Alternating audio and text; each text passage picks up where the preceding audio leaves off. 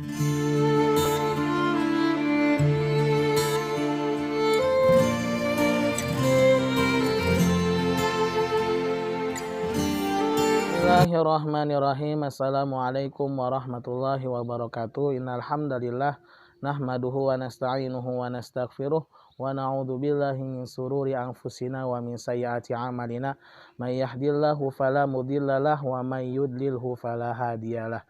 Asyhadu an la ilaha illallah wahdahu la syarikalah wa asyhadu anna Muhammadan abduhu wa rasuluhu la nabiyya ba'dah. Wa qala Allah Ta'ala fil Qur'anil Karim ba'da a'udzu billahi minasyaitonir rajim. Bismillahirrahmanirrahim. Wa laqad yassarnal Qur'an lidzikri fahal min muddakir. Wa qala Nabiyyu sallallahu alaihi wasallam khairukum man ta'allamal Qur'ana wa 'allamah. Au kama qala Rasulullah sallallahu alaihi wasallam sadaqallahul adzim wa sadaqa rasulun karim wa nahnu aksaru minal awwalin wasyakirin walhamdulillahirabbil alamin.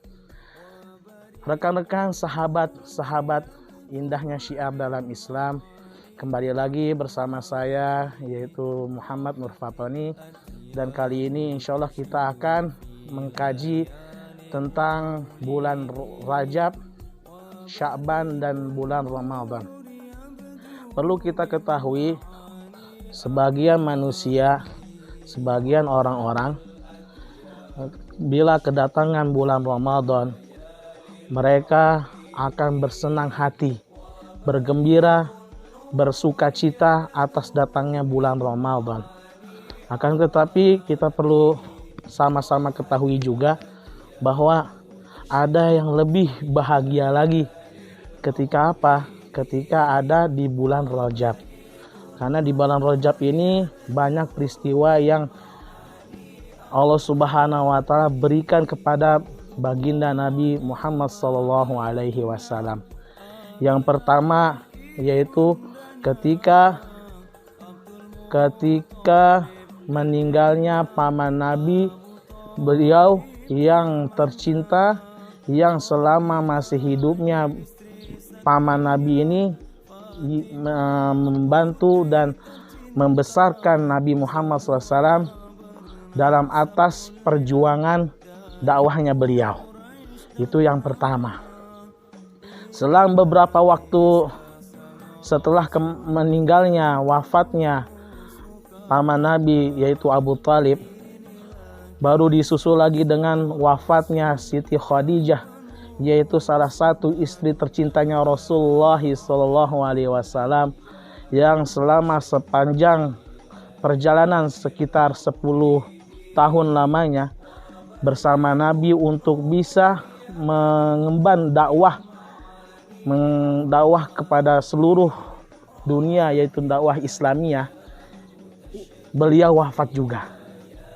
Nah, atas dua perkara itu, peristiwa itu, maka Allah Subhanahu wa taala menghibur Nabi SAW di bulan Rajab juga, yaitu dengan dipanggilnya Rasulullah SAW untuk menerima wahyu yang sangat agung, yaitu wahyu sholat, perintah sholat dalam Islam.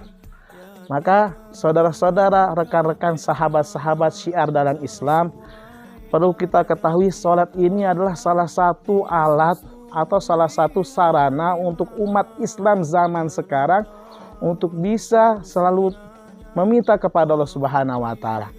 Meminta apa yang menjadi hajat-hajat orang Islam saat itu juga. Perlu kita ketahui juga, di zaman sebelum zamannya Nabi Shallallahu alaihi wasallam, mereka ini bila mana ada satu hajat keinginan dalam diri mereka, maka mereka datang kepada nabinya, yaitu dengan apa? Wahai Nabiullah, misalnya Musa, wahai Nabiullah Musa, tolong sampaikan kepada Allah bahwa saya ini ingin tahu surganya Allah Subhanahu wa taala. Nah, ingin tahu surganya dia sendiri harus melewati nabinya. Begitu juga dengan nabi-nabi sebelum Nabi Muhammad SAW, setelah Nabi Musa AS, begitu juga dengan Nabi Isa AS. Umatnya juga minta kepada nabinya untuk menanyakan sesuatu atau hal yang ingin ditanyakan kepada Allah Subhanahu wa taala melalui nabinya.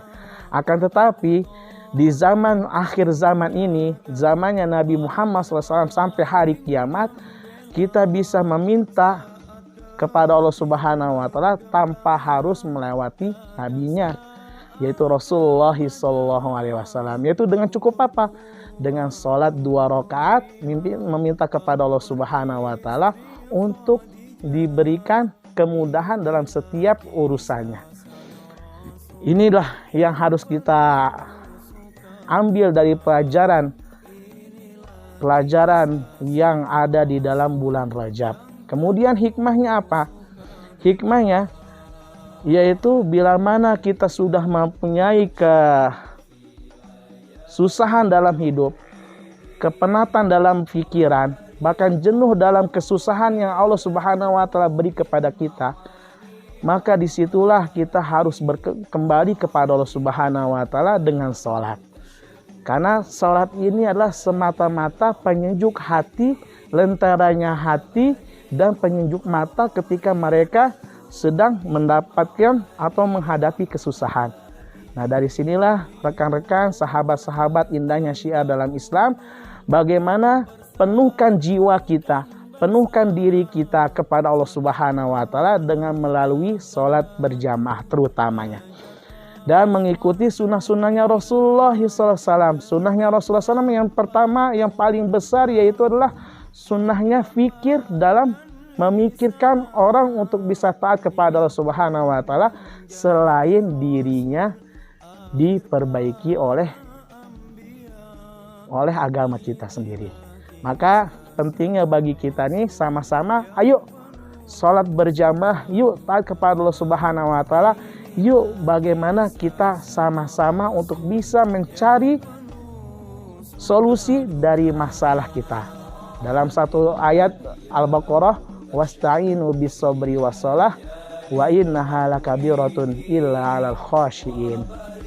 Dan carilah pertolongan dengan sabar dan salat, karena sesungguhnya salat itu akan bisa menenangkan hati atau keagungan dalam hati. Wallahu a'lam bishawab. Wabillahi taufiq wal hidayah. Wassalamualaikum warahmatullahi wabarakatuh.